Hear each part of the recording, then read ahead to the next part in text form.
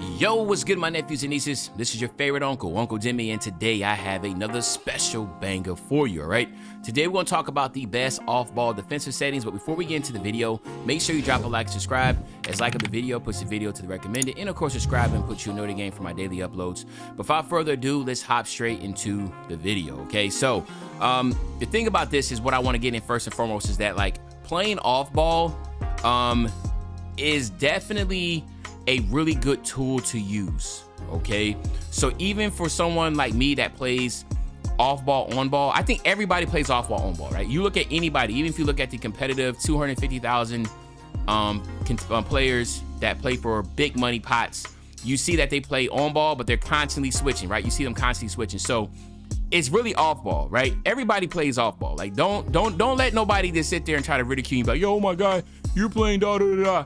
What they're talking about is if you just sit solely on a center and don't move. But in reality, everybody's playing off ball because you're on ball, you might switch on ball to try to rip it still, and then you quickly switch off to get to the elbow to try to like get the passing lane still, or you quickly switch off on the center, you know, on the pick and roll to try to drop down and get that. So regardless, nobody's playing on ball like that. Like I would say that in reality, people are probably playing like 20% on ball throughout the game, and the rest is just off ball trying to get passing lane steals or just any other thing, right? Or working in pick and roll. Pick and roll is so prominent right now that, you know, like if you was to stick on ball, you're going to lose so much. You're going to have the worst because when you get screened and you're playing on ball and you don't know how to switch into your center to drop down to be able to get the center that's dropping or to move up to get that pop, or to be able to switch on the elbow to be able to get the passing lane still, you're gonna have massive issues, okay? So first and foremost, I just wanna put that out there. A lot of people, they say that out of frustration, but the reality is nobody's playing on ball like that, all right? So anywho, so first and foremost, the coach that I think you should get would be Doc Rivers. That's first and foremost. Let's talk about the coach. So Doc Rivers, because you see the on-ball defense IQ, is a +4, and your lateral quickness is a +4, your speed's a +4. I just think all in all, Doc Rivers is the best coach to have right now because he just gives you some defensive attributes that are really good. Lateral quickness, on-ball defense IQ, and speed attribute is really big, okay? So first and foremost, if you have him, if you don't have Doc Rivers, just trying to find a coach that has anything to do with defense, okay? That's one. Anything can help. Next, let's go to my actual settings. So let's go here. So this is what you want to do, okay? So you want to go tight on ball. Off ball, you want to do moderate, but once you get into the game, go gap, okay? Which I don't think they have the thing here. Oh, here you go. So you want to go gap, all right? So you want to go off ball pressure gap, on ball pressure tight, force direction automatic. It doesn't really matter. But here's the big one. On ball, you want to switch everything. You have to switch everything, okay? You need to switch everything, and I'm going to show gameplay, show you why, but you need to switch everything on here. This is how you become very toxic, and this is what makes it hard, all right? So you want to switch everything, all right? Your hedge doesn't matter because you're switching everything. Your on-ball screen on center is automatic. Your center on ball, like again, as you can see right here, doesn't really matter. You don't want to hedge, just go automatic. And then your on ball screen with the center, again, doesn't really matter. Or you can pick switch all, doesn't really matter, right? So, because the reality is the one that really matters here is going to be on ball screen, period, right? So this determines how, so that's what you really want. Now, when it comes here to the on ball screen, the center, this is, like you see right there, it says this settings for the on ball defender when the center is the hedge defender.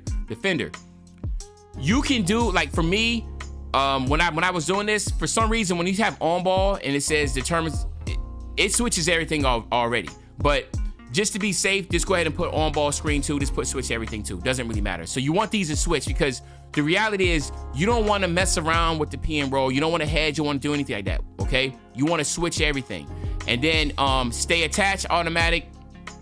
Hedge is automatic. Off ball screen, you want to go over on the off ball screens, or you can go switch all, right? Which in reality doesn't really matter. Okay, you can switch it all. So actually what I would do is I would switch all. Like I would definitely go ahead and switch all. Now that I'm sitting here thinking about it, I would go ahead and switch all also, okay?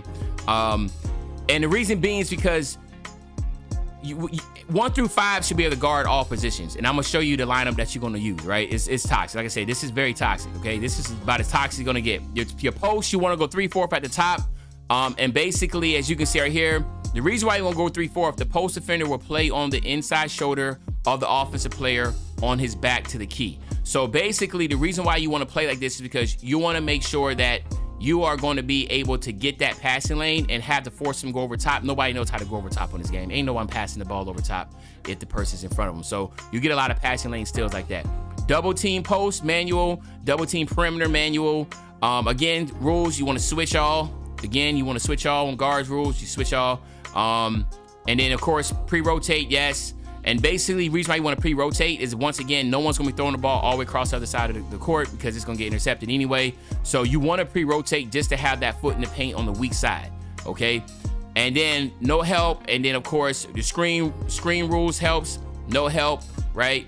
No rotation. And the reason why you don't have to worry about that is because they're switching all anyways. It's going to be very rare. Cutter rules, no help on the cutters. If people are cutting, you want to, backdoor anything like that, whatever. You do not want to help because you do not want to give up the 3. But what I would say is that you're playing gap anyway.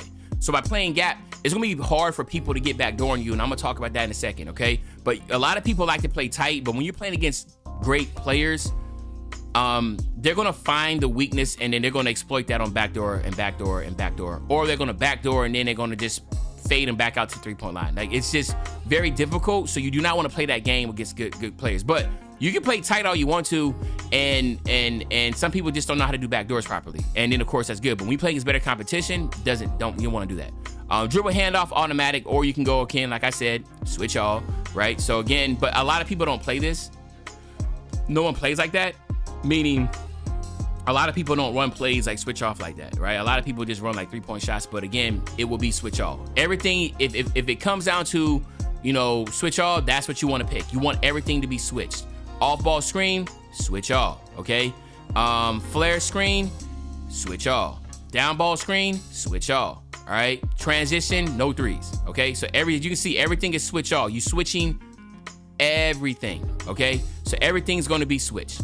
Now we got to talk about the most important thing here. All right, so all this is good, but you got to have the players to be able to do it, okay? So this is you got to have, in order to be able to do this, your individuals has to be able to stop to guard centers.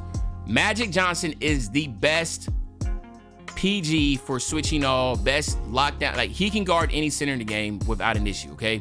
And the reason being is because he has badges like anchor on Hall of Fame, all right? You see what I'm saying? Like, he has badges that is going to allow him to be very successful in the paint, which, again, he's 6'9" with a long wingspan, and he has anchor Hall of Fame. And he also has, there we go, post lockdown on gold, okay? Same thing. Again, remember, this is level 40. A lot of y'all should have him, so you want to have level 40. Then your other PG has to be, again, it has to be Draymond Green. He's 6'6", okay? He can switch it off. Remember, he switches off. He's 6'6", and then when you come down here, he also has post lockdown on Hall of Fame. Now, the reason being is because a lot of people are going to be a point guard. They're going to run up the court with their point guard, and they're going to do a P and roll with a center or a power forward. So these two individuals are going to be on the centers more than anything, all right? Outside of that, shooting guards, I use Kobe Bryant and I use Scottie Pippen. Now, again, everything is pretty much the same. You see right here, he has anchor on gold, which I could upgrade to Hall of Fame. And then, of course, he has post lockdown on gold. Now, this is Kobe Bryant, right? I mean, one of the better players in the game. So it just, it is what it is. I know a lot of people don't have him. Same thing for Scottie Pippen. Scottie Pippen has anchor Hall of Fame, and of course, he has post lockdown Hall of Fame. So now you can see that I have big point guards, big shooting guards, or just great shooting guards, and then everybody else can guard smaller guards. Like, you know what I mean? Now, again, this lineup is godly, but again, you can see right here, you can still use Wemby, you can still use other free cards, Chat Holmgren, all that type of stuff. You don't have to worry about necessarily bigs being on guards because, again, that's not going to be really much of the issue here. You just want to be able to switch everything, okay?